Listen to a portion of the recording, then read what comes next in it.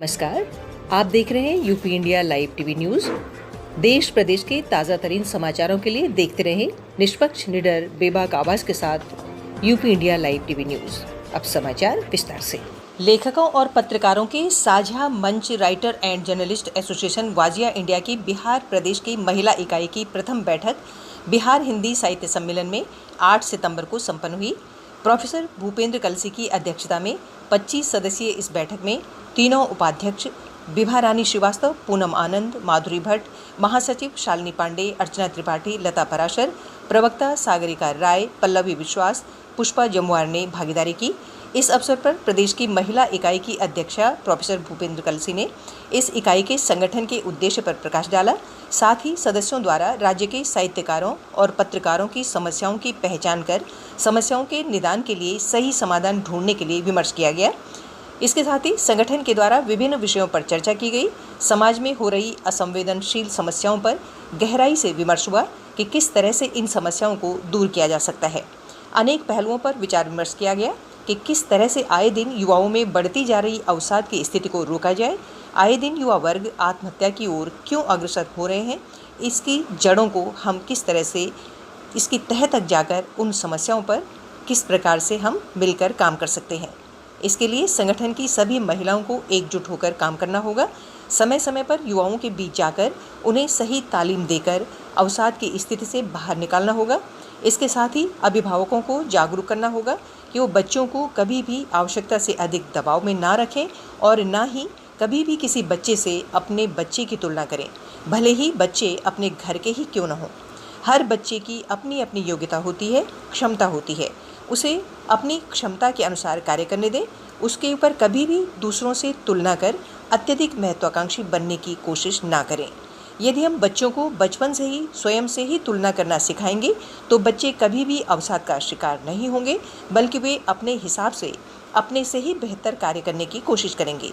उनके अंदर दूसरों के साथ स्पर्धा कर ईर्ष्या का भाव पैदा नहीं होगा और वे एक दूसरे के साथ मिलजुल कर रहना अधिक पसंद करेंगे, ना कि एक दूसरे से ईर्ष्या जैसा जानलेवा भाव पालेंगे और असफल होने पर आत्महत्या जैसे जघन्य अपराध की ओर अग्रसर होने से स्वयं को बचा पाएंगे।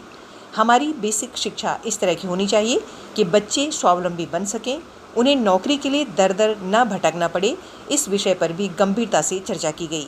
सभा की अध्यक्षता प्रोफेसर भूपेंद्र कलसी द्वारा की गई और धन्यवाद ज्ञापन पूनम आनंद ने किया।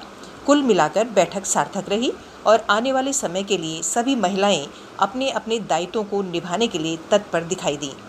बाजा बिहार महिला इकाई साहित्य सम्मेलन से अर्चना त्रिपाठी की रिपोर्ट के साथ समाचार कक्ष से प्रधान संपादक सीवी मणि त्रिपाठी, सह संपादक माधुरी भट्ट। 9 सितंबर को college of commerce, arts and science Patna के तत्वावधान में भारतेंदु हरिश्चंद्र जयंती के अवसर पर सफलता का राज विषय पर एक संगोष्ठी का आयोजन किया गया। अध्यक्षता प्राचार्य डॉक्टर तपन शांडिल्य ने की। मुख्य अतिथि के रूप में विचारों को व्यक्त करते हुए डॉक्टर जंग बहादुर पांडे ने कहा कि भारतेंदु हरिश्चंद्र आधुनिक हिंदी के जनक माने जाते हैं। बहुमुखी प्रतिभा संपन्न कवि थे। सफलता के राज विषय पर बोलते हुए उन्होंने कहा कि सफलता के लिए मन को नियंत्रित करना अति आवश्यक है। इसके लिए नमन और मनन की अति आवश्यकता है। चर्चा करते हुए प्राचार्य डॉक्टर तपन शांडिल्य ने कहा कि मात्र 35 वर्ष में ही भारतेंदु हिंदी साहित्य के शिरमौर्य हुए। इस अवसर पर doctor Ashok Anshumali, doctor Mukesh Kumar Ojha, doctor Manoj Kumar, doctor Vinita Gupta, doctor Manoj Govardhanpuri ने अपने अपने उद्गार व्यक्त किए। धन्यवाद ज्ञापन डॉक्टर वंदना सिंह और मंच संचालन डॉक्टर अजय कुमार ने किया। फिरोज गांधी महाविद्यालय करबिगिया पटना से डॉक्टर मुकेश कुमार ओझा की विशेष रिपोर्ट के साथ समाचार कक्ष से प्रधान संपादक सीवी मणि त्रिपाठी, सह संपादक माधुरी भट्ट। देश प्रदेश में हरितालिका तीज, कजरी तीज के अवसर पर विभिन्न शिव मंदिरों में श्रद्धालुओं ने पहुंचकर भोर से ही किया जलाभिषेक।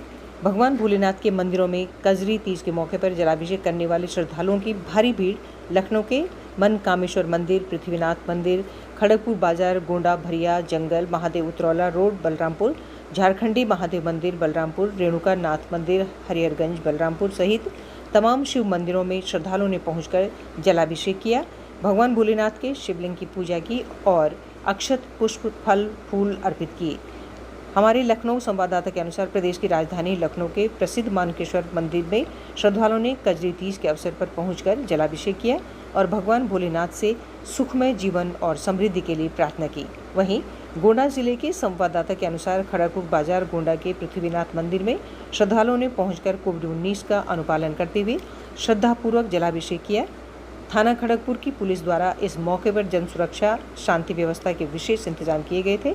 UP India live TV news के बलरामपुर ब्यूरो चीफ विभा सिंह ने खबर दी है कि बलरामपुर नगर के प्रख्यात झारखंडी महादेव मंदिर में सुबह से लेकर सायंकाल तक जलाभिषेक का कार्यक्रम चलता रहा। जिला प्रशासन बलरामपुर की ओर से जन सुरक्षा, शांति व्यवस्था बनाए रखने के लिए मंदिर गेट से लेकर झारखंडी महादेव मंदिर तक पर्याप्त सुरक्षा बलों की तैनाती कर सुरक्षा के कड़े प्रबंध किए गए थे। उतरौला रोड भरिया जंगल शिव मंदिर में भी कजरी तीज के मौके पर श्रद्धालुओं की भारी भीड़ रही। UP India live TV news के संवाददाताओं की विशेष रिपोर्ट के साथ समाचार विभाग से प्रधान संपादक सीवी मणि त्रिपाठी, सह संपादक माधुरी भट्ट। उत्तर प्रदेश राज्य सड़क परिवहन निगम बलरामपुर रोडवेज डिपो के क्षेत्रीय सहायक प्रबंधक वीरेंद्र कुमार वर्मा ने कहा कि बलरामपुर डिपो में उपलब्ध 76 रोडवेज बसों के माध्यम से यात्रियों को यातायात की बेहतर सुविधाएं दी जा रही हैं। रोडवेज बसों में कोविड-19 को देखते हुए सभी लोगों को मास्क लगाने, सैनिटाइजर का प्रयोग करने के लिए जागरूक करके रोडवेज बसों में बेहतर यात्रा सुविधा प्रदान की गई है।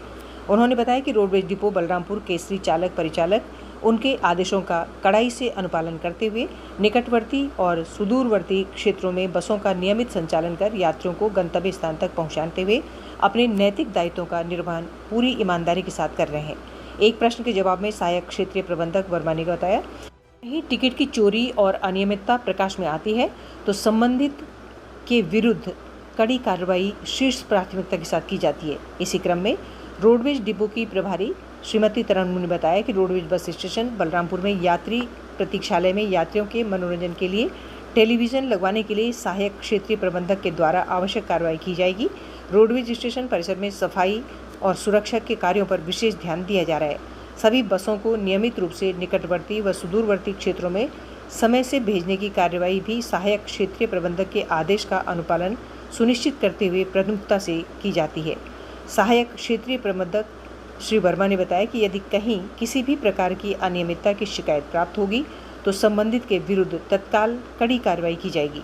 संपादकीय विभाग, UP India live TV news विशेष रिपोर्ट के साथ प्रधान संपादक सीवी मणि त्रिपाठी, सह संपादक माधुरी भट्ट। सहायक क्षेत्रीय प्रबंधक के पद पर तैनात हूँ और इसके पहले मैं गोंडा डिपो में था। गोंडा डिपो में 5 साल रहा। इसके बाद यहाँ पे 20 जुलाई में ज्वाइन किया है और मेरा प्रयास ये रहेगा कि हम जनता को अच्छी सुविधा दें और ग्रामीण क्षेत्रों में गाड़ी चले। प्रभारी जी, यहाँ पर कितनी बसें आपकी चल रही हैं इस समय? हमारी इस समय 65, 69, 76 बता रहे हैं। 76 टोटल है। 76 में 65, 69 कभी 60 हो जाती है।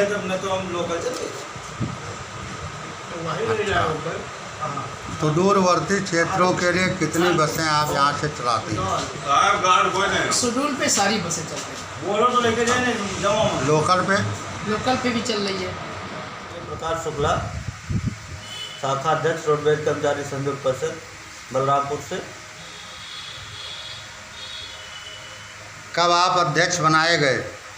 अभी हमारे यहाँ जो है वार्षिक चुनाव की प्रक्रिया है। मैं विगत 6 वर्षों से शाखा अध्यक्ष पद पर हूँ बलरामपुर के।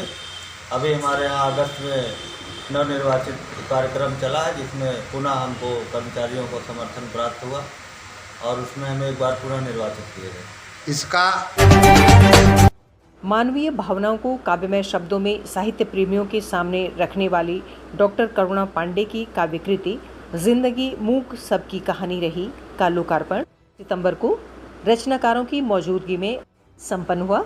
काव्यकृति की सराहना करते हुए विमोचन अतिथि के तौर पर रचनाकार व पश्चिम बंगाल के पूर्व राज्यपाल केशरीनाथ त्रिपाठी ने रचनाकार को बधाई देते हुए प्रदेश के पूर्व मुख्य सचिव शंभुनाथ ने कहा कि डॉक्टर करुणा पांडे की कृति जिंदगी मूक सबकी कहानी रही में गीत, गज़ल, मुक्तक आदि अनेक विधाओं से सजा एक सम्मोहक पुष्पगुच्छ जैसा है। संग्रह की कविताओं में हर्ष, विषाद, सांसारिकता, आध्यात्मिकता, संयोग, वियोग आदि विविध भावों का इंद्रधनुषी विस्तार सामने आया है। कथ्य की सघनता, शिल्प की श्रेष्ठता की नज़र से ये कृति स्वागत और समादर योग्य है। प्रसिद्ध कवि डॉक्टर श्री ओम अंबर ने कहा कि कवित्री की इस कृति में उपजे भाव संभावनाओं के प्रति आश्वस्ति जगाते हैं।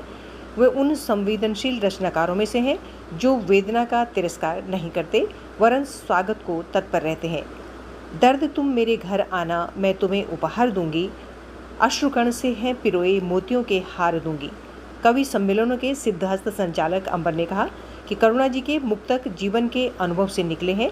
इनमें ऐसी अभिव्यंजना है जो सीपियों से झांकते मोतियों की सरीखा सौंदर्य दर्शाते हैं।